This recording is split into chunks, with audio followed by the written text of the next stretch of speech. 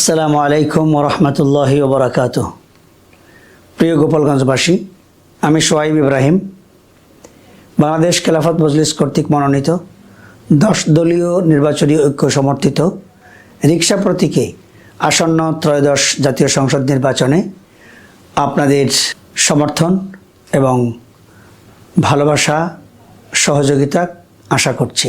গোপালগঞ্জের সর্বস্তরের ও শীর্ষস্থানীয় উলামা একরামের পরামর্শভিত্তিক সিদ্ধান্তের ভিত্তিতে আমি গোপালগঞ্জ 2 আসন থেকে জাতীয় সংসদ নির্বাচনে প্রতিদ্বন্দ্বিতা করছি। আমি গোপালগঞ্জের সন্তান।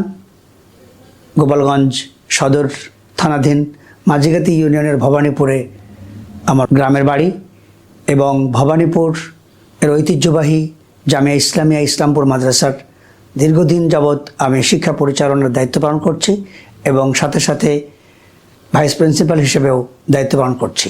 প্রিয় গোপালগঞ্জবাসী, আসন্ন ত্রয়োদশ জাতীয় সংসদ নির্বাচনে আপনারা যদি আমাকে ভোট দেন, সমর্থন জানান, তাহলে আমি আপনাদের সেবায় নিজেকে নিয়োজিত করার অঙ্গীকার ব্যক্ত করছি। ইনশাআল্লাহ আপনাদের সকলকে সঙ্গে নিয়ে আপনাদের পরামর্শের ভিত্তিতে গোপালগঞ্জকে একটি সমৃদ্ধ, শান্তিপূর্ণ ও সম্প্রীতির গোপালগঞ্জ গড়ে তোলার প্রতিজ্ঞা করছি।